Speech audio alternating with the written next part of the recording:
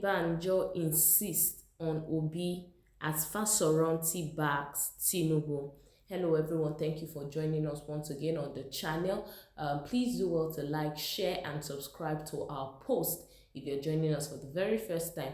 And to all of our existing subscribers, please don't forget to give us a thumbs up on all our posts as they come your way. And thank you and God bless you. Well, into the details of today's report, the Afenifere group, it seems there is a division as Adebanjo insists on Obi and Fasoranti backs Tinubu. Let's get into the details and see. It says the leader of the Pan-Yoruba socio-political group, Afenifere, Ruben Fasoranti, and several Southwest leaders on Sunday endorsed the presidential candidate of the All Progressives Congress, Asiwaju Bola Tinubu.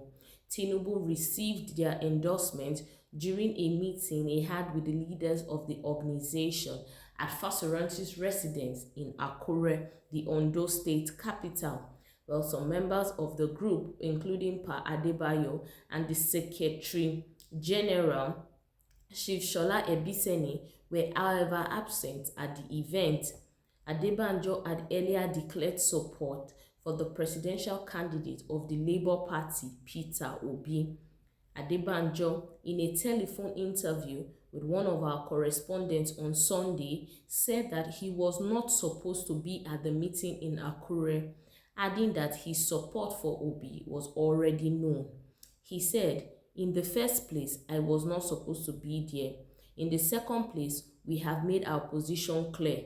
Pa Fasoranti asked me if I was coming. I said if he asked me to come, but tell him what the position of Afenifere is.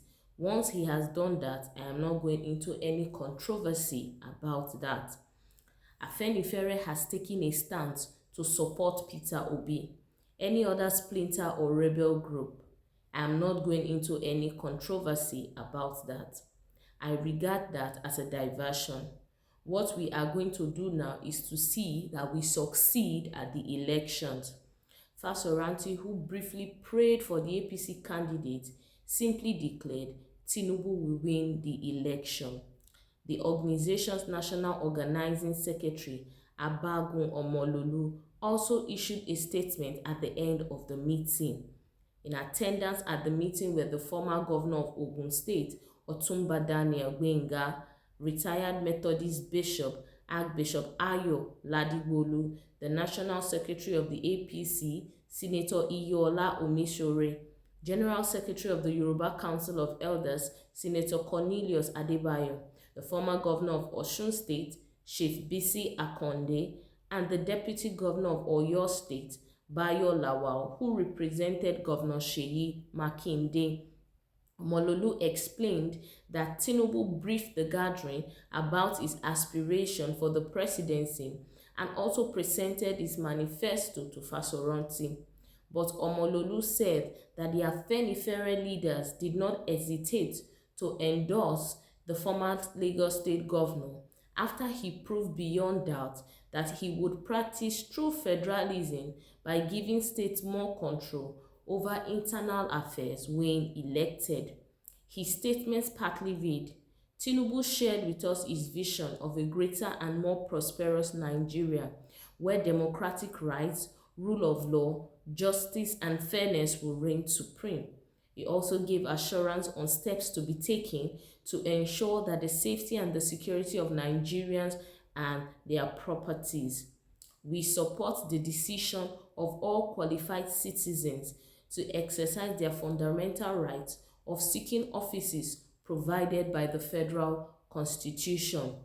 Having taken cognizance of this commendable antecedent as Lagos State Governor and his demonstrated ability in building physical and human capital, the Yoruba leaders at today's meeting are in no doubt that Asiwaju Bola Tinubu, as President of the Federal Republic of Nigeria, offers the best opportunity to produce a government that will usher in a new era of hope, peace, security, harmony, gainful employment for the multitude, economic development, social and political stability.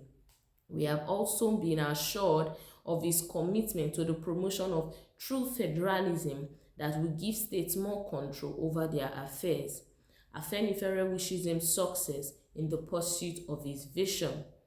Reacting to his endorsement, Tinubu applauded the group, saying that the struggle he encountered before clinching the APC ticket was a constant reminder of why he cannot afford to let the country down.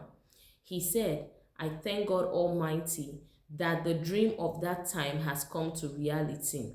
The battle was much. Many of them wanted Buhari to anoint another person, but Buhari, said no. Some of the northern governors came together and resolved that it has to go to the south. One certain thing is that no Yoruba man and women oppose this ticket. They support this ticket. I want to tell you that I will bring the trophy home. It is not just a Yoruba thing, it is a Nigeria project. The North proved to me that Nigeria can survive its unity. Some people want President Muhammadu Buhari to announce someone, but the president said no. He insisted that the process must go on democratically. The president said that anyone that will mess up the APC process would see the other side of his eyes. He remained upright and saw the process to the end. Governor Nasir El-Rufai, Abdullahi Ganduje, and others supported me to the end.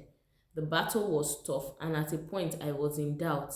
There were many rumors, and I became confused about what to believe. Speaking further, Tinubu said that he enjoyed the support of the president, Major General Muhammadu Buhari retired, who had affirmed his full support to make sure that he, Tinubu, wins the election.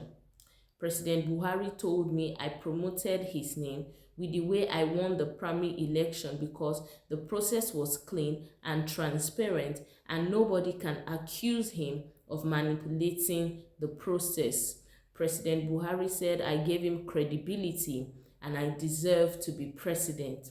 When I asked him to nominate the vice presidential candidate for me, he said I should pick whomever I want, and it is the reason I chose a competent man in Kashim Shettima, who never lost any election and protected Christians in the times of trouble in his state, he stated.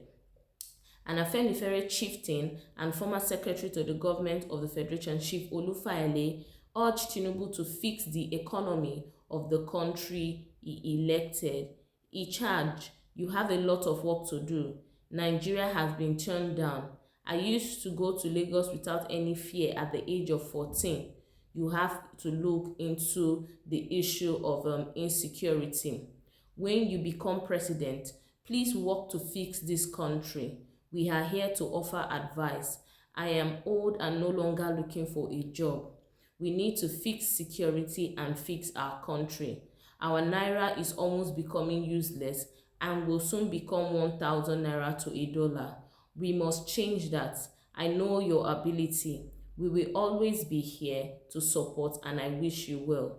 We will be here when you bring the trophy home by the grace of God." Well, now that is it on the details of today's report. Well, until we come your way next time with more reports and news happenings around the country. Bye-bye.